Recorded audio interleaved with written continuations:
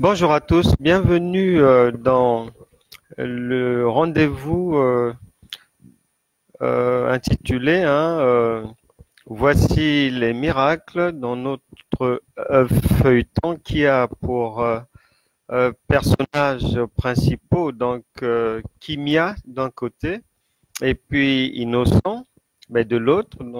Ce feuilleton est, je vous le rappelle, tiré du vécu des gens, du vécu de Kimia, du vécu d'Innocent. Et hier, nous étions avec Innocent, nous l'avons laissé, il était hum, vraiment tard lorsqu'on l'a laissé, il est rentré dans un jeûne et prière, programme de jeûne et prière, suite aux difficultés qu'il affronte actuellement. Et donc, on l'a laissé dans son jeûne et prière qui a débuté le vendredi. Et aujourd'hui, nous allons nous intéresser à l'autre personnage de notre histoire d'évangélisation, Kimia. Kimia, qui est dans une période de réflexion. Elle est seule avec Dieu. Elle a quitté finalement Bruxelles pour revenir s'installer à Paris, où plusieurs années après, enfin, elle a fini par comprendre ce que le Seigneur voulait lui demander de faire lorsque, quelques années auparavant, à travers un songe, il lui avait demandé de ne pas aller en Belgique, mais comme elle n'avait pas compris ce que Dieu voulait lui dire à ce moment-là, elle avait suivi Mado, mais sa copine, et puis elle s'était installée du côté de Bruxelles. Et plusieurs années après, donc dernièrement, les choses finalement n'ayant pas abouti pour elle, elle quitte Bruxelles et puis elle décide de revenir à Paris. Une manière aussi de mettre en pratique la parole de Dieu qui lui demandait de ne pas aller en Belgique. Donc elle est revenue. Elle avait pris pour mémoire un Uber qu'il avait déposé à la frontière belge. Elle était partie de Bruxelles, elle avait été déposée à Perouel et elle avait pris un second Uber à partir de la frontière. Elle était passée par Condé, Vieux Condé, Condé. Elle a fait les communes de Vic, Valenciennes et l'Uber avait emprunté l'autoroute A2 pour venir faire la jonction sur l'autoroute A1, Lille-Paris. Et puis, elle était arrivée à Paris, elle est arrivée aux environs de 11h32. Et là, Kimia est déposée. Le véhicule Uber, elle demande au véhicule de la déposer à la porte de Clignancourt, à Paris, mais 18e, elle est déposée vers la porte de Clignancourt. Et de là, elle prend ses quartiers, mais désormais, elle va résider, comme elle vient d'arriver, elle va résider au 10 boulevard d'Ornano, près de la porte de Clignancourt à Paris. Bonjour, ma chère Edwige Gertrude, grosse bise à toi. Salut, Joseph. J'étais sur le point de t'appeler. Mais la montre tournait tellement vite que je me suis dit qu'après ce direct, mais je vais t'appeler parce que je suis dans ton secteur en fait. Et je voulais te le dire de vive voix. Et donc, après le direct, je t'appelle. Oh, très cher, en cas de bonjour, sois le bienvenu dans ce rendez-vous. Et ça me fait plaisir que tu te familiarises avec le personnage de Kimia. Donc, elle arrive, elle est installée maintenant 10 boulevard d'Ornano, près de la porte de Clignancourt, Paris 18e.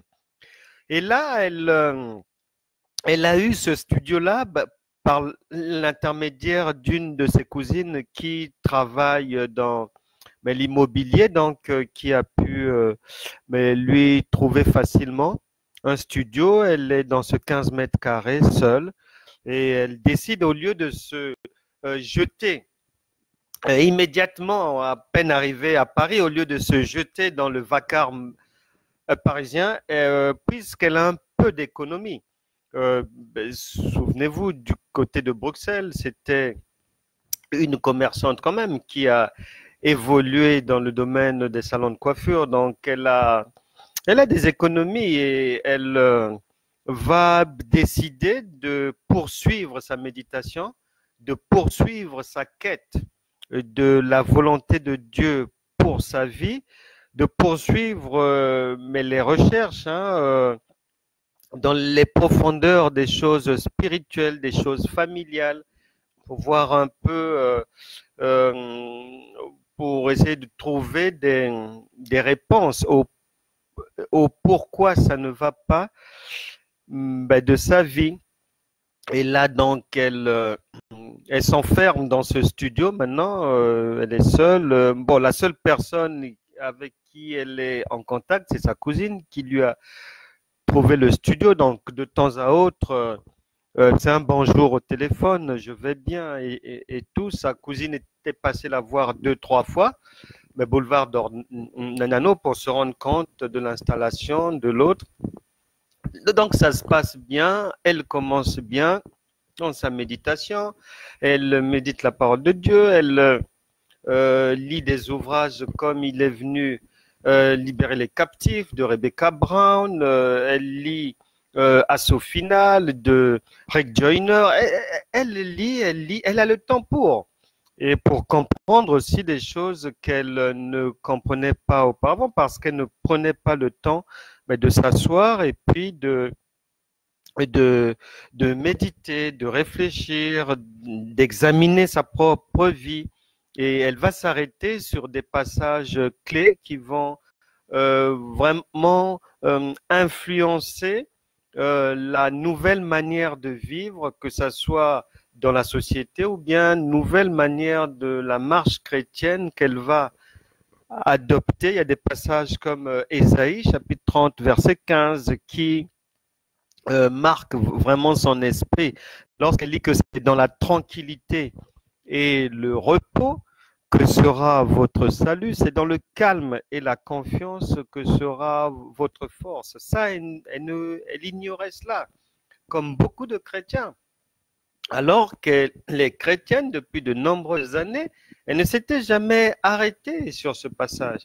Avec cette précieuse parole de Dieu, vivant dans le bruit, vivant dans le vacarme, allant tantôt à Matongué, parler avec les copines, elle est à XL, elle est un peu partout. Le week-end, elle quittait Bruxelles pour Liège, elle était dans toutes sortes de lieux, donc pas le temps de s'asseoir et de méditer. Et si vous êtes dans ce cas de figure-là, il y a lieu de suivre l'exemple de Kimia, puisqu'on dit que vaut mieux tard que jamais et qu'il n'est jamais trop tard pour bien faire. Donc, il y a lieu de réajuster votre manière de vivre, votre manière de marcher dans la vie, car il y a un temps pour toute chose. Et souvent même les chrétiens le disent, répètent verbalement cette parole de Dieu, disant, cette parole de l'Ecclésiaste qui dit qu'il y a un temps pour toute chose, mais dans les faits, cela ne se voit pas. Donc il y a lieu de retenir ces choses-là, de retenir ces leçons-là, et Kimia donc dans sa quête va venir, donc elle s'arrête plusieurs jours durant sur Ésaïe chapitre 30 verset 15 et elle vient, poursuivant sa méditation, elle vient aussi, elle est interpellée et elle s'arrête sur Ézéchiel chapitre 18 et principalement les versets 2 à 3. Il y est dit, la parole de l'Éternel me fut adressée en ces mots. Pourquoi dites-vous ce proverbe dans le pays d'Israël? Les pères ont mangé des raisins verts et les dents des enfants en ont été agacées. Point d'interrogation. Verset 3. Je suis vivant, dit le Seigneur l'Éternel. Vous n'aurez plus lieu de dire ce proverbe en Israël. Voici, les âmes sont à moi. Là, c'est le verset 4. L'âme du Fils comme l'âme du Père, et l'âme et l'une et l'autre sont à moi. L'âme qui pêche, c'est celle qui mourra. Elle s'arrête là et cherche à comprendre. Elle est en prière, elle a le temps de jeûner, elle a le temps d'attendre dans le calme les réponses de Dieu. Parce que avant, elle était dans la précipitation. Elle prie et puis elle pense que rapidement Dieu a aussi répondu et tout, alors que non. Dans cette histoire-là de la marche en Christ, il faut savoir que le chef, le boss, c'est Christ lui-même. Et l'être humain ne peut pas imposer à Dieu ni la manière de nous parler, ni le moment, ni les personnes que le Seigneur va utiliser pour soit nous répondre, nous conseiller, nous instruire, nous exhorter, nous orienter, donner un conseil. Donc, on ne peut pas. C'est Dieu qui est le chef et il fait comme il veut, quand il veut. À nous donc, c'est de notre responsabilité d'essayer d'assimiler ou d'être prêt à recevoir la parole de Dieu de diverses manières. Que ça soit par la méditation de la parole, que ça soit par la prophétie donnée par une tierce personne, que ça soit par la parole, quelque chose, une phrase qu'un enfant va nous dire, que ça soit en songe, que ça soit par une lecture inspirée, comme Kimia le fait maintenant, en lisant des ouvrages chrétiens. Donc, bref, elle commence à changer son logiciel de pensée. Et elle réfléchit sur ce passage en disant, mais là, elle comprend bien que ce sont les péchés, les erreurs des ancêtres, grands-parents, des anciens. La Bible dit ici que ces erreurs-là, ces péchés-là n'auront plus d'accès à nos vies. Nous ne pourrons plus payer pour les péchés des autres. C'est la parole de Dieu qui le dit. Et malheureusement, beaucoup d'enfants de Dieu, beaucoup de gens ont pris ces paroles-là comme Kimia aussi avant. Elle pensait que devenue enfant de Dieu et sur la base de cette parole de Dieu, que la vie allait s'ouvrir à elle. Mais plusieurs années après, ayant constaté que sa vie était caractérisée par l'échec, et que même si, du point de vue professionnel, donc, même si dans son commerce, elle a eu la possibilité de toucher de l'argent, mais tous les autres aspects de sa vie étaient à terre. C'est pour ça qu'il faut faire attention. On peut avoir beaucoup d'argent, mais être maudit.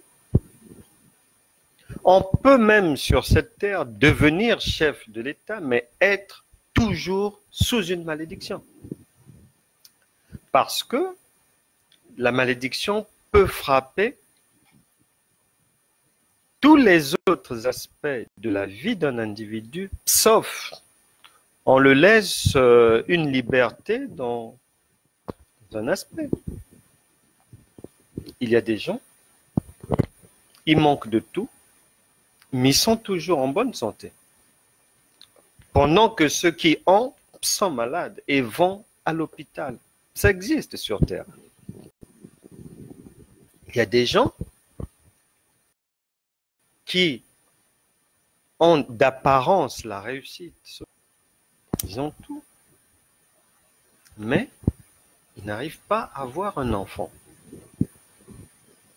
Soit ils ont ce qui fait l'essentiel de la vie pour le commun des mortels, mais la femme ne trouve jamais d'homme qui voudrait l'épouser.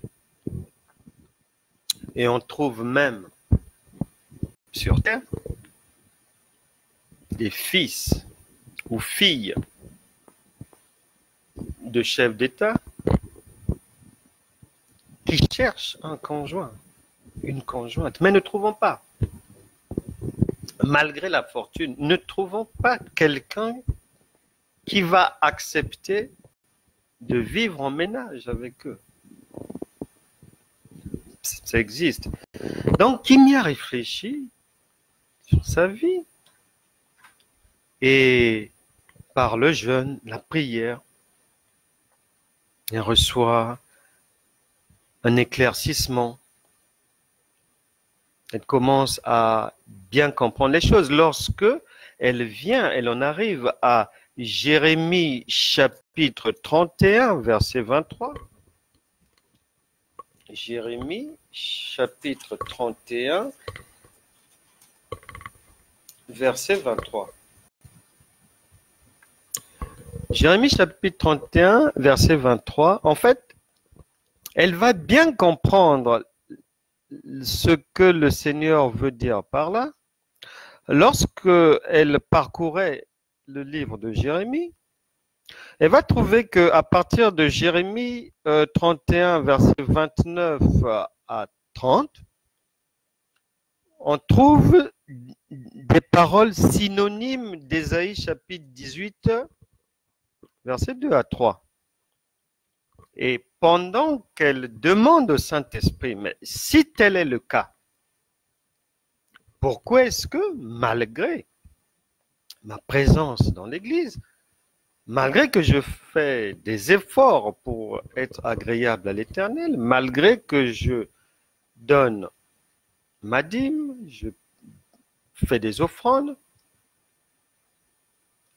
je prie, pourquoi est-ce que ma vie est à terre? Et c'est en méditant la parole de Dieu. C'est pour ça que le psaume 119, verset 105, fait comprendre que la parole de Dieu, c'est une lumière. Elle est claire et elle rend intelligent une personne sans intelligence. Elle est transformatrice. Elle vient avoir la compréhension des choses lorsqu'elle va méditer.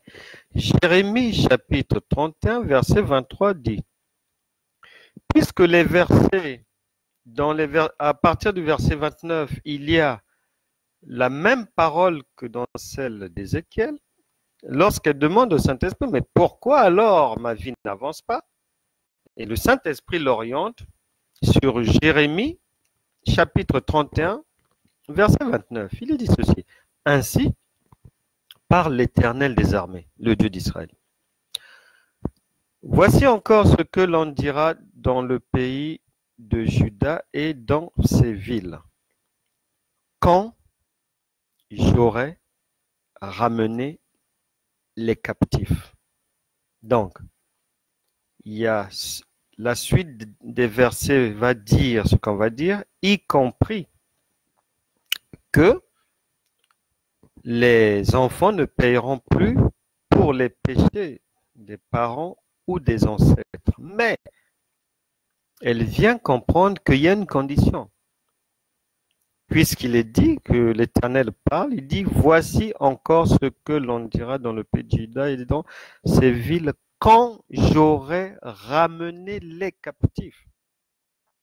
Donc ça veut dire, pour être bénéficiaire, pour que cette parole de Dieu, contenue en Jérémie 31, versets 29 et 30, et puis Ézéchiel 18, versets 2 à 3, pour que cette liberté en Christ, pour que cette parole de Dieu soit agissante dans la vie d'une personne, il eût fallu que cette personne ait été délivrée, puisque le Seigneur dit, c'est lorsqu'il aura ramené les captifs.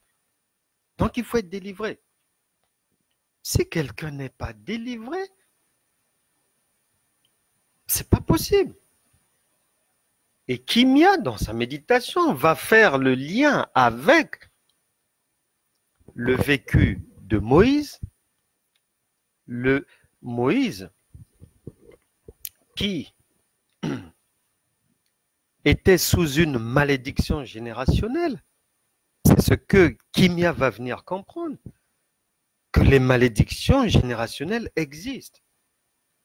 Et tant qu'on n'est pas délivré, certaines paroles de Dieu ne peuvent pas être agissantes dans nos vies. Et c'est pour ça que, souvenez-vous, en Égypte, Moïse avait tué quelqu'un.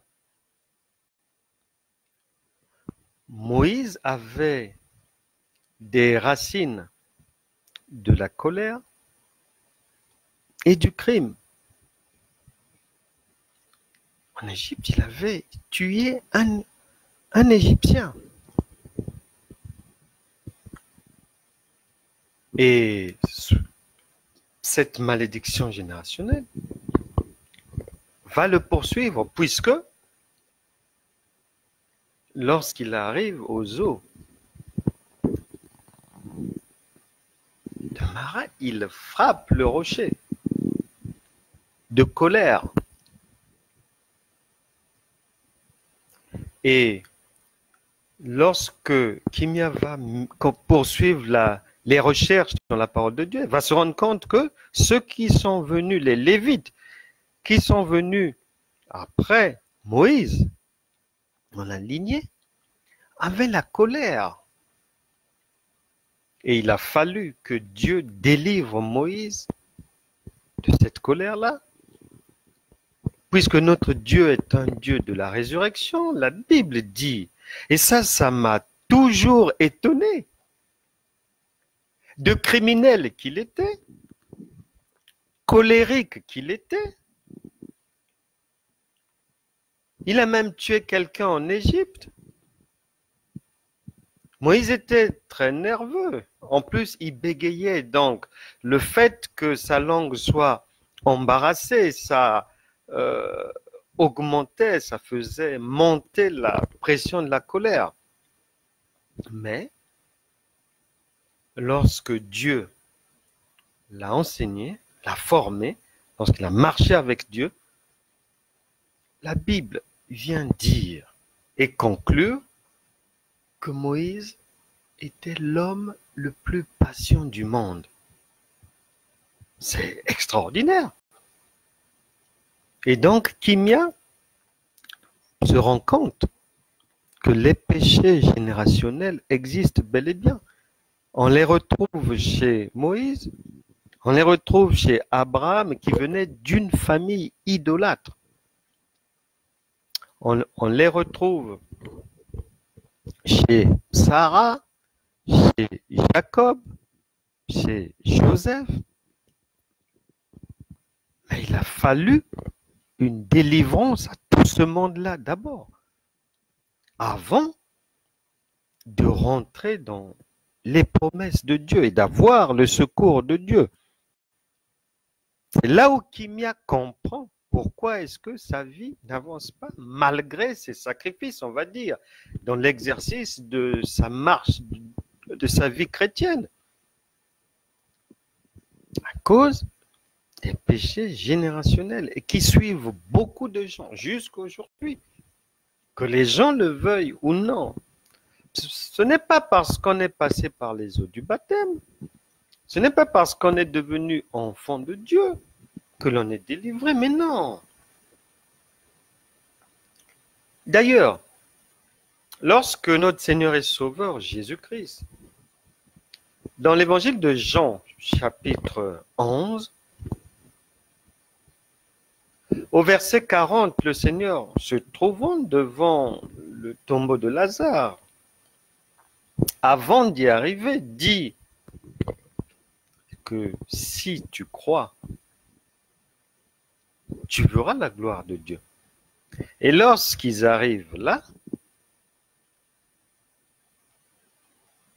lorsque vous devenez enfant de Dieu,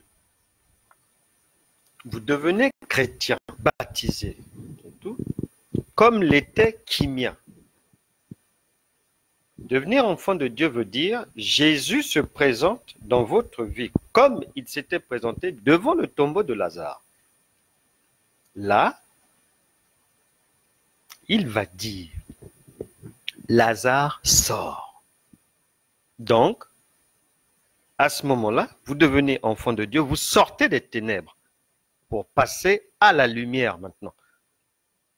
Vous sortez de l'ignorance, vous sortez de l'obscurité pour passer à la lumière. Et Kimia comprend ces choses petit à petit, au fur et à mesure de la méditation, du calme, du questionnement, des questions posées au Saint-Esprit, du pourquoi, du comment. Pourquoi dans ma famille, les gens sont toujours comme ça? Pourquoi dans certaines familles, les gens n'atteignent pas l'âge de 50 ans? Pourquoi dans certaines familles, les femmes ne se marient pas? Pourquoi dans d'autres familles, comme la famille de Kimia, les femmes ne se marient pas, mais lorsqu'elles se marient, 3 ans après, c'est le divorce. Pourquoi? Kimia a maintenant le temps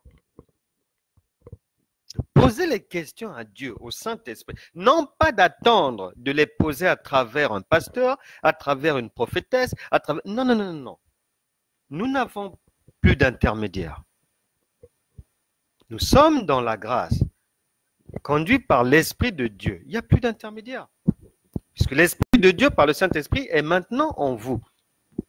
Et c'est ce que Kimia comprend maintenant. C'est ce qu'elle va comprendre. Qu'il y a donc des péchés générationnels, que même lorsqu'on devient enfant de Dieu, s'il n'y a pas une délivrance comme le Seigneur l'a stipulé en Jérémie 31, verset 23, on demeure lié. La vie ne peut pas avancer. C'est pour ça que notre Seigneur et Sauveur, lorsqu'il a appelé Lazare à sortir des ténèbres, à sortir de la mort pour venir à la vie, donc ce que nous faisons en devenant, en acceptant Jésus-Christ comme notre Seigneur et Sauveur et en le confessant par notre bouche, Romains, chapitre 10, versets 9 à 10. Lorsque nous le faisons, c'est une première étape. C'est pas fini. C'est une première étape. Pour que maintenant, les péchés générationnels que Kimia découvre là n'aient plus d'emprise sur nos vies,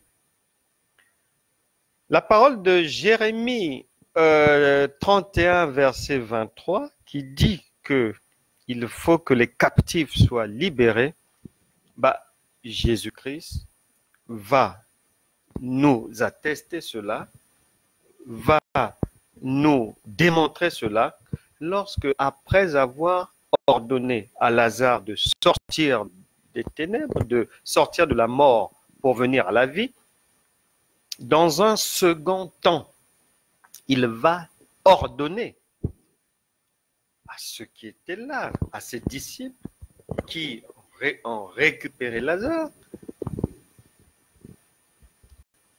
qui l'ont reçu comme on nous reçoit lorsqu'on devient enfant de Dieu. On est encadré dans l'église, on est reçu, il y a des activités, il y a des prières, etc., etc. Mais après, le Seigneur a dit quoi?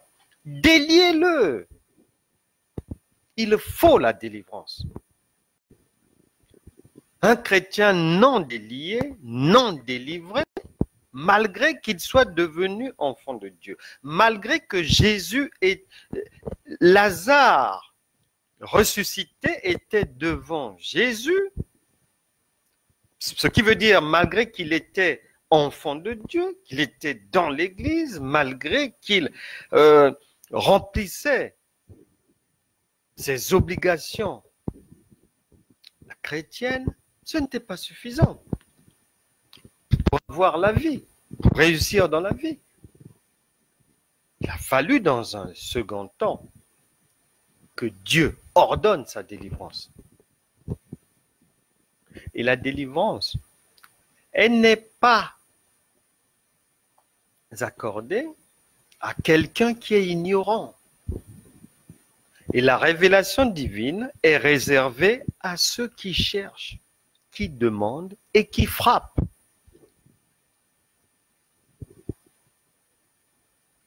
Kimia, avant, elle passait son temps seulement à prier. C'est ce que l'apôtre Paul a dit, appelé par battre de l'air. Ça ne mène à rien. La marche chrétienne, la vie en Christ, la foi, sans la connaissance, elle est nulle, de nul effet et non avenue. Il faut la révélation. C'est ce que Kimia est en train d'expérimenter dans son studio du 10 boulevard d'Ornano, Paris 18e. Elle est seule, elle poursuit et se dit que c'est au sortir de cette période de méditation, de recherche de la volonté divine pour sa vie, des explications sur son vécu, c'est au sortir de là qu'elle se relancera dans la vie professionnelle.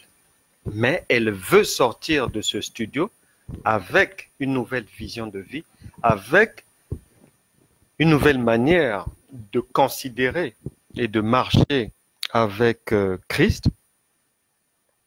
Et elle va prendre le temps pour comprendre les choses, les mystères de Dieu qu'elle ne comprenait pas, qu'elle ne pouvait ni saisir. Elle n'avait jamais entendu parler de ça, même dans son assemblée à Bruxelles. Jamais. Jamais. Je connais une famille française. Dans cette famille, il y a un serviteur de Dieu qui est combattu par 2 à 3 personnes de sa propre famille. Et sachant que, ce qui est triste, c'est que ces personnes qui combattent leur propre sang sont aussi enfants de Dieu. Mais la différence, c'est que ceux qui persécutent l'autre frère sont enfants de Dieu, mais n'ont pas le Saint-Esprit en eux. Ils sont dans une chrétienté obscure et extrémiste, radicale. Et l'autre est dans une chrétienté pentecôtiste, donc vivante. Et un jour, l'autre est en prière, demandant au Seigneur, « Mais Seigneur, il faut me dire, pourquoi est-ce que je suis combattu comme ça ?» Et d'abord par les gens de ma famille qui veulent vraiment m'empêcher de faire l'œuvre de Dieu et de réussir dans la vie. Pourquoi? Pourquoi? Là, le Saint-Esprit lui répond d'abord. Matthieu, chapitre 10, verset 36. Que l'homme aura pour ennemi les gens de sa maison. Et ensuite, comme Dieu est bon, le frère va être visité par un autre frère chrétien. Les deux sont serviteurs de Dieu. Et ils vont se mettre en prière. Ils priaient comme ça, et puis ils priaient pour autre chose. Et comme ça, le visiteur va lui dire que, écoute, je reçois présentement du Seigneur quelque chose pour toi. Que les combats que tu traverses ont pour origine une malédiction générationnelle. Et le Saint-Esprit va parler à travers le frère qui va dire à l'autre, écoute, il y a très longtemps, parmi tes ancêtres, il y avait un homme à qui Dieu avait donné le don de guérison. Et donc, il avait commencé à exercer son don. Mais à l'époque, les gens ne croyaient pas à ça et les autres, y compris les membres de sa famille, ont trouvé que c'était de la sorcellerie. Parce que ce monsieur-là priait, faisait monter des supplications, des prières à Dieu. Il imposait les mains et les gens étaient guéris. Il y a plusieurs décennies de cela. Et donc, en commençant par les gens de sa famille, les autres avaient trouvé que c'était de la sorcellerie. Eux, ils ne connaissaient pas ça. Et le monsieur, à l'instigation des gens de sa famille, dans ce siècle-là, avait été guillotiné. Et donc, cette mort sur la base d'un mensonge a emmené dans votre famille une malédiction qui fait que les mauvais esprits continuent à combattre toute personne dans votre famille qui se lèvera pour servir Dieu en esprit et en vérité. Et ce jour-là, ils vont prier pour briser cette malédiction générationnelle, puisque Dieu, qui est le maître des temps et des circonstances, lorsqu'il donne la révélation, c'est pas pour rien. Lorsqu'il donne une révélation, c'est pour que l'on prie, afin que le mal soit anéanti. Donc, un chrétien qui n'est pas délivré, même des choses commises par les ancêtres, pas délivré des malédictions générationnelles, mais il n'est pas délivré. La vie n'avancera pas. Et ces malédictions portent soit sur des actes qui ont été commis ailleurs, soit sur des paroles qu'un ancêtre a pu libérer comme ça. Disons que je vais détruire tes enfants, etc., etc. Et même un ancêtre qui s'est illustré dans le vol peut léguer à son sang. Mais le vol, c'est pour ça que certains deviennent voleurs, escrocs, malhonnêtes.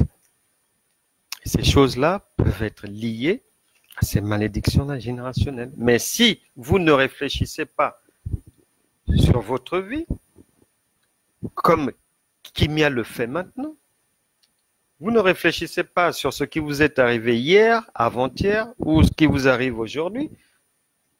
Vous ne réfléchissez pas sur votre famille, sur vos frères, vos sœurs, sur vos parents, les grands-parents. Vous ne comprendrez jamais d'où vient.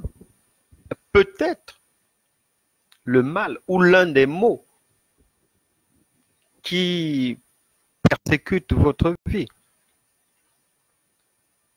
Il y a des mauvaises paroles, des mots qui ont été prononcés dans certaines familles. Et il y a même des communes, des régions maudites. Et cela existe jusqu'à présent. Que vous y croyez ou pas, ces choses sont là. Le spirituel est supérieur au physique et commande le physique. Et on se souvient, et Kimia découvre toutes ces choses, où Josué avait maudit toute une ville, tout un ensemble humain à Jéricho. En Josué chapitre 6, verset 26. Et en maudissant Jéricho.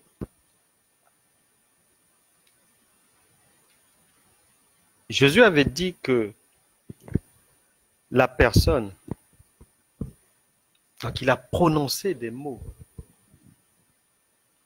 Les mots ont pu être prononcés dans votre famille par des ancêtres, par des arrières et autres. Et ces mots vous suivent jusqu'à aujourd'hui. C'est possible. Vérifiez là-bas. Josué dira que je maudis cette collectivité Jéricho. Et celui qui voudra revenir relever cette ville le payera au prix fort. Et il y a des gens comme ça, des malédictions comme ça. Et c'est pour ça même qu'il y a des gens. C'est pour ça que l'ignorance entraîne les gens, conduit les gens à accuser les autres. Des fois, vous allez constater que quelqu'un peut vous promettre quelque chose. Et à chaque fois, au dernier moment, ça capote. Mais des fois, ce n'est pas la personne qui vous déçoit, qui est méchante ou quoi. Non. Il y a des choses spirituelles en place comme ça qu'il ne faut pas les aider. Ils ne seront jamais aidés. Ils n'auront jamais le secours. Et donc, Josué prononce des mots. Disons que celui qui va venir tenter de rebâtir ici, comme on a peut-être dit pour votre famille, que celui qui va essayer de relever cette famille va le payer au prix lourd.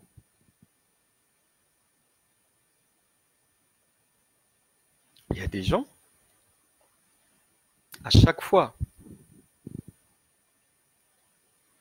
que la personne rencontre quelqu'un, rentre en ménage, quelques années après, elle ressort toujours. Donc ça fait le 4e ou 5e mariage, comme ça. Et plusieurs siècles après la malédiction de Josué sur la ville de Jéricho, il a fallu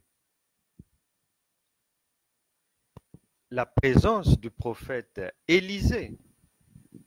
Donc il n'y a que quelqu'un qui a l'autorité de Dieu qui peut délivrer quelqu'un, qui peut briser ces choses-là.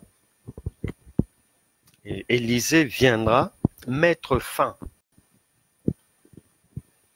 plus de 500 ans après, alors que tous ceux qui souffraient à Jéricho n'ont même pas connu les Josué, ne connaissaient même pas l'histoire de ce qui s'était passé là-bas, des siècles auparavant, mais ils subissaient cette malédiction-là.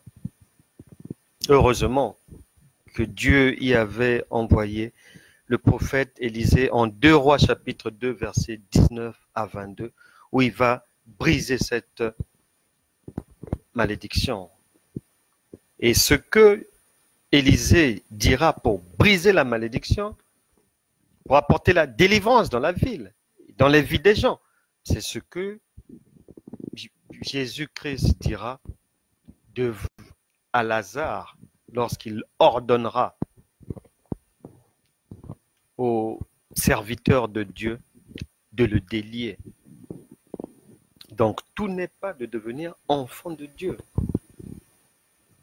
C'est une partie infime de la marche. Il faut s'y aller plus loin.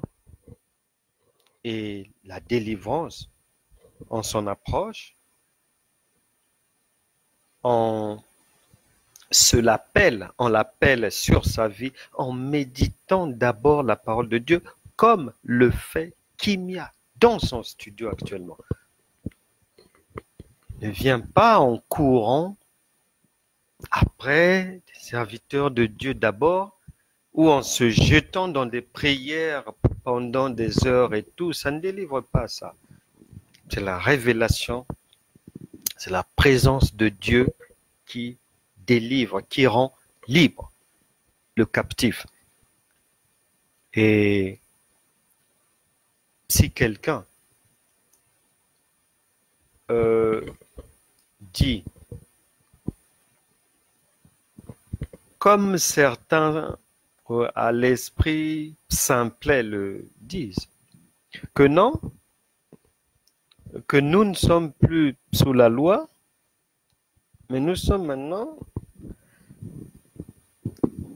dans la grâce. Mais ceux qui ne comprennent pas, c'est que la loi, Jésus-Christ a dit que je ne suis pas venu pour l'abolir, non. Puisque sans la loi, quelqu'un ne peut pas comprendre et fonctionner en esprit. Parce que pour fonctionner dans le spirituel, il faut déjà comprendre le charnel. Un enfant, avant de devenir adulte, il y a un parcours d'abord. Donc la loi est un transporteur. La loi nous a permis d'arriver jusqu'à l'esprit et de mieux comprendre l'esprit et fonctionner dans l'esprit. Mais la loi nous permet aussi de mieux comprendre nos antécédents, de mieux comprendre ce qui se passe, ce qui peut se passer dans une famille, de mieux comprendre les souffrances, les travers. Et c'est pour ça qu'il ne faut pas en vouloir. Des fois, vous pouvez en vouloir aux vivants, mais bien souvent la source de votre problème, mais ce ne sont pas les vivants. Donc ça ne sert à rien à en vouloir à accuser quelqu'un, à accuser les... Non, des fois, vous croulez sous des malédictions générationnelles. Elles peuvent toucher le non-accomplissement dans le ministère, la stérilité, comme avec Sarah, Rebecca. Elle peut toucher le mensonge, comme avec Abraham, la colère, l'esprit criminel, comme avec Moïse, l'impudicité de David, de son fils Salomon qui avait carrément fait naufrage là-dedans. Ce sont des malédictions générationnelles. Et d'ailleurs, son fils Absalom avait ramassé toutes les concubines de son père. Ils étaient liés par cette malédiction générationnelle dans la lignée de David. Et il y a lieu de faire donc comme Kimia, d'observer, d'analyser votre lignée, la comparer avec votre propre existence,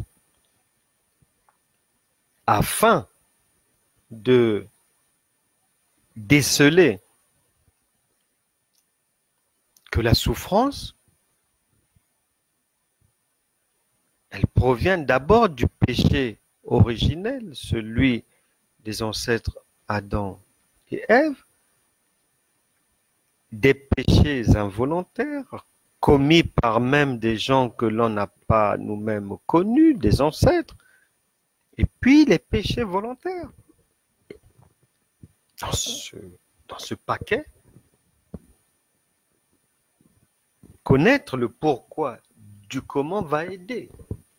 Et c'est dans la prière, dans la méditation de la parole de Dieu qu'on peut mieux comprendre ces choses. Et que Dieu va venir éclairer, venir répondre. Dieu répond à la prière qui lui demande, qui lui pose des questions pour comprendre, en vue de la délivrance, en vue d'être délié. Et Kimia va comprendre cela. Et elle comprendra donc que la marche chrétienne est une marche d'abord spirituelle. Elle n'est pas charnelle. C'est pour ça qu'en 2 Corinthiens, chapitre 10, versets 3 et 4 là-bas, disent bien que si nous marchons dans la chair, nous ne combattons pas selon la chair. Il ne faut pas accuser les gens, tel parent, un tel, ceci. Non, non, non, non. On marche en esprit et les armes avec lesquelles nous combattons, elles ne sont pas charnelles. Ce ne sont pas les discours, un tel m'a dit ceci, je vais répondre, un tel m'a fait du mal, je vais répliquer. Non, on n'a pas le temps à ça. Christ est déjà passé, il a fait tout ce travail-là pour nous.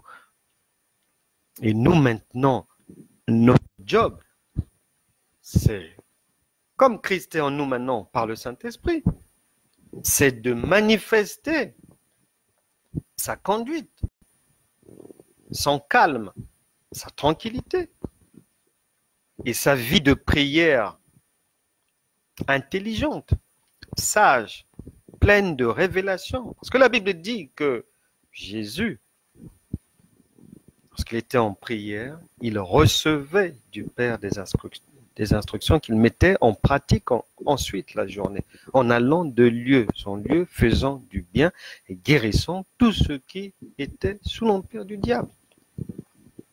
Actes des Apôtres, chapitre 10, verset 38.